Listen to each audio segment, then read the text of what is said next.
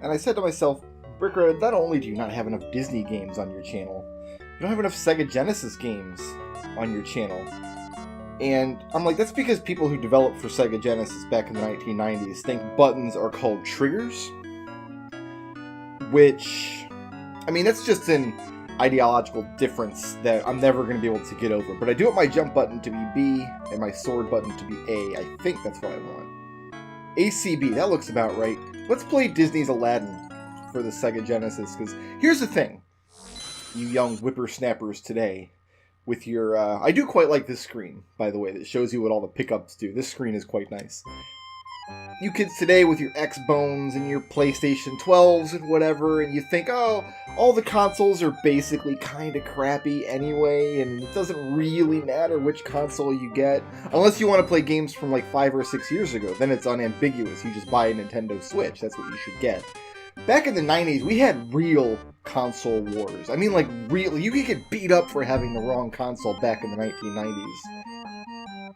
And this game is an example of the console war casualties. Like, you're gonna follow the story in this game, but the story is impenetrable unless you've seen the movie it's based on. That was very common for these kinds of games back in the 1990s. I know which side I was on in the 1990s console wars, and if you've watched anything on my channel in the past 17 years, you surely know as well. And Disney's Aladdin is an excellent example of, like, oh man, I was over at my buddy's house, and he had a Super Nintendo, and we played Aladdin, and it was super cool, because Capcom made it, and it was really fluid, and it had, like, great gameplay, and it felt really nice to play, but all I have is a Sega Genesis. But is Aladdin out on Sega Genesis? Nope. Some terrible version of Aladdin is out. So, to this day, there is some discussion over which of the two versions of Disney's Aladdin was better in the 1990s. The SNES version, which is the correct answer to the question, or the Sega Genesis version, which is the incorrect answer to the question. I still see people who like this version, and look at, like, I've got to fight this guy off-screen by throwing apples at him. This game might as well be off-screen enemies, the game. Unlike a Capcom game, though, I guess, to this game's credit, if this were a Capcom game, which it's not, this was made by, I think, Virgin Interactive made this game. I don't even know if they're still a thing anymore. Virgin Interactive, is that even still a company that is real? But a Capcom game, like, all of the enemies would respawn as soon as you left the screen. Oh, I gotta kill this guy, too, from off-screen. So, this game was... the main focus was making it really, really pretty. Like, I think they make a big deal out of...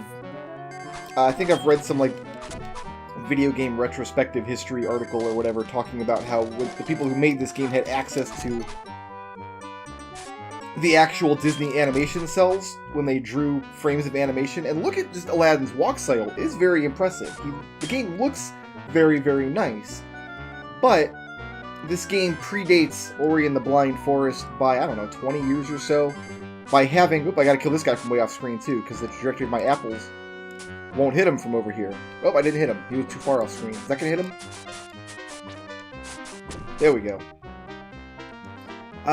They focused so much on making the game pretty that the game isn't as playable as it could be. Obviously, it's not unplayable. It's not a terrible game by any measure. It's really only a terrible game if you're comparing it to the SNES version, which doesn't look this pretty.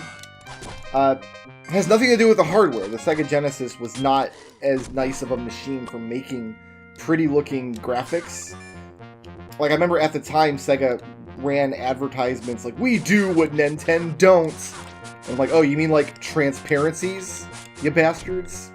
You guys will see in this game what passes for a transparency on the Sega Genesis. And if you've never seen it before, it's going to make your soul wither and die. But they focused so much on making the game pretty that they didn't really do a lot to... they didn't pay enough attention to gameplay. Like, you'll see, Aladdin has iframes, but he doesn't have any knockback. They didn't animate knockback, because I don't know if there just wasn't budget for it. I guess I want to get this Abu head. Even though the Abu bonus levels are terrible, I do kind of want the Abu head. I don't know if they didn't have the budget to like, animate his knockback, or... Ooh, how many gems do we have? 7 gems, so I can buy 1 free life here. Hurrah!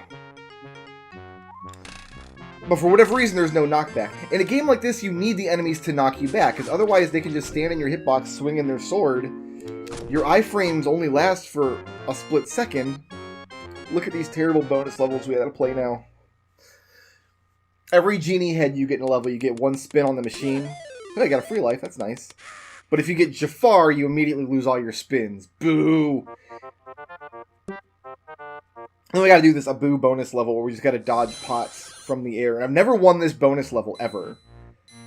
And I was curious to see like what you get at the end of the bonus level. Like, we'll pick up some gems, and then if I make it far enough, you'll see like a free life is being lowered on the side of the screen. I've actually never gotten the free life in this level, and I was wondering, I'm like, oh, never mind, I screwed it up right there trying to get to them pots. Didn't work. Nice try, though. Thanks. So I watched it, and yeah, you get the free life, and then the level goes on for another, like, 3 or 4 minutes with more and more crazy obstacles to dodge. Like, you have to kill soldiers, and then you've got to dodge a bunch of Donkey Kong barrels coming in from both... And you don't get anything else beyond the free life you got halfway through the stage. It's like, there's no point to that level except somebody at Virgin decided to make the level. And there was, like, no reward for it at all. The whole game is filled with stuff like that. Like, hey, I drew this nice animation cycle, let's put it in the game. Well, wait a minute, what happens when your guy gets hit? Oh, crap, we don't have time to actually, like, draw a knockback animation for Aladdin. Let's just make him blink in place for a split second. Like, a split second? Are you sure just a split? What if you, like, there's a guy there and you get hit multiple times? Oh, we'll give him this, like, really ambiguous life bar that looks like smoke coming out of the genie lamp. And, yeah, when it gets low, we'll make that blink, too. Like, is there going to be a sound cue or something? No, we don't have the budget for that anymore because we drew 17,000 frames of animation. So it's just going to be, you'll just kind of die randomly. Like, are we going to have a death animation or something? Is this going to be like is it going to be like kind of drawn out? And you'll see when I do inevitably die that they did not even do that much. So, it's a very strange style of game where back in the 90s, the arms race for good graphics was so devastating that it was kind of all that mattered. And a lot of people who bought a Sega Genesis back in the day did so because they bought into the marketing hype that it had nicer graphics, even though it doesn't. I'm sure someone, like, there's a Sega nerd, because even till now, the remnants of the console wars of the 1990s rage on to this day. There are still people who will die on that hill, like, but Brickroad, technically the Sega Genesis was 1.6% better at doing this specific graphical thing that doesn't matter than the Super Nintendo was. And also the Game Gear had color and the Game Boy didn't. Okay. But this game's not fun to play as the SNES version of Aladdin, so I guess I win? Yeah, I win. It's my Let's Play. I can just declare myself the winner. That's fine. But you'll see when I inevitably do die in this game, because I'm sure that I will. Oh, can I get up here? Yeah, there we go. Genie head. So we can see Jafar's head later. Oh, okay. So right here's an excellent example. This guy's slashing at me. There's technically a wall in between us, even though it looks like that's foreground. It's not. It's actually a wall. So I can't throw apples at him and he can't slash at me.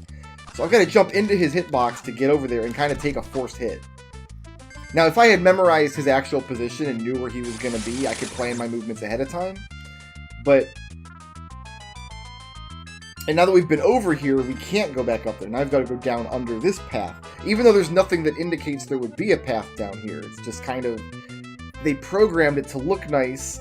And they do put some fun Easter eggs. Like, you can see Goofy on the pillars here. Like, every single review I read of this game talks about this Goofy on this pillar for some reason. Like, that's a super important aspect of the game, when it's not. I sound really bitter in this Let's Play. Like I said, this is not a terrible game. It's just the SNES version of Aladdin was monumentally better. Like, it's not even... I could really use some help right now. It's not even a comparison. The only metric by which this is the better game is kind of graphically, because the SNES game was made out of not really individual tiles or whatever, but very easy to read. They build the levels at very easy to read graphics. You can always tell what's foreground and what's background. There weren't a lot of... Excellent, all my genie heads are gone. Beautiful. There weren't a lot of examples of visual flair in the SNES game. I mean, I don't want to run it down. It was a nice looking game, but when you saw something, typically the game would put the same thing on screen repeatedly, so you can keep reading it as level design rather than reading it as an image. Whereas this game has a lot of examples of unique graphical assets that they only use once or twice that you... I need to find the flutes in this level. Don't worry, guys. We're going to find all the flutes. I know where they all are. They're all in the Agrabah rooftops. This is kind of a weird level in general, just because it's the only time in the game where they reuse graphical assets for a level. It's the same graphics as the first level. Different music, though. For some reason, the first level of the game uses One Jump Ahead, even though that was much earlier in the movie. And the, no, the first level of the game uses Prince Ali, even though it was much later in the movie. And this level uses One Jump Ahead, which was much, much earlier in the movie. And yes, I do know all the lyrics to all the songs in this movie. I know when I Let's Played the Super Nintendo version of this back in 2008? Doesn't even sound like a real year now, does it? 2008? There was never a year that was a 2008. Come on. I did sing in that Let's Play, and people have been forcing me to apologize ever since. I need to throw apples at this nerd. Got him. Got him. Quite a lot of the game is just knowing to use your apples rather than your sword to attack bad guys, because using the sword... First of all, let's get this straight. Aladdin has a sword in one scene in the movie, and he doesn't use it. It's a gag. He picks up a sword... No, actually, Abu picks up a sword and swings it at the soldiers, and all the soldiers go, "Oh, he's got a sword!" And then one of the guys go, "Hey, retard, we've all got swords, and that's a monkey." And then Abu sets the sword down gingerly with, like, an embarrassed smile on his face, like it's a gag. Aladdin is not a swordsman. Aladdin is an acrobat. So, I don't know what was in there, some health or something? This game loves to hide pickups behind foreground objects like that. So in the SNES version, they're like, okay, what do we do to make this game feel like Aladdin? And then they were like, wait a minute, we're Capcom. Do we even care about that? We gave Scrooge McDuck a pogo stick. And then somebody's like, so evidently we do care about that now, for some reason. Oh, this one-up. There is a way to get this one-up. Let's see if I can do it. I think you gotta jump off the rope at the right time. But, so they made Aladdin in the SNES version, like, he can grab ledges, and he can bounce off stuff, and he can swing from stuff. Like, he was an acrobat. He was able to do all kinds of crazy stuff. In this game, all he can do is swing a sword. Alright, I'm gonna try one more time to get this one up. This feels very ROM hacky to me, which is another kind of, yeah, that's it. I'm not trying to get this anymore. That's another kind of indicator of this style of game that was pretty popular back on the Genesis, especially the Genesis. The SNES had a few of these kind of games too, but where they were all style over substance, was like somebody would figure out, like, oh, we can put this pickup, like, just off screen here. Like this jar, like if you don't get this jar on your way down, and you can be forgiven for not, because the screen doesn't scroll very well in this game. If you land all the way down here, well, now you just can't get your checkpoint. You're just eternally screwed out of a checkpoint for all the rest of time.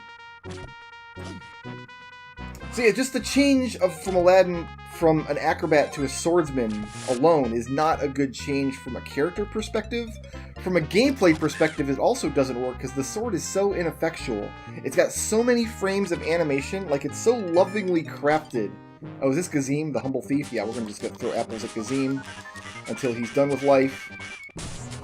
Then we're going to take his scarab, and then we're going to run over here, and then we're going to run back over here to make the flute appear, because the flute wasn't there a minute ago.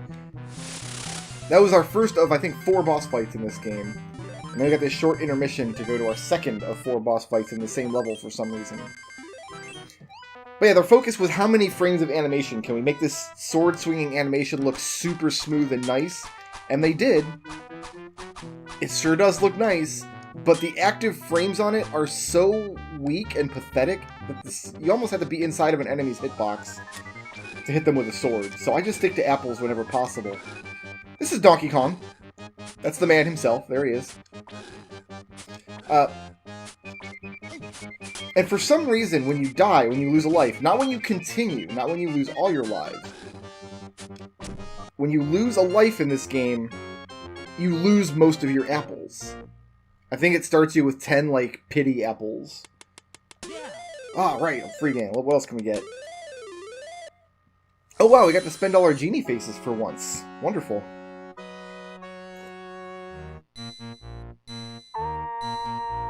Shoutouts to Silver Prater for sponsoring this video, and to everybody who helps make my channel possible by supporting me on Patreon.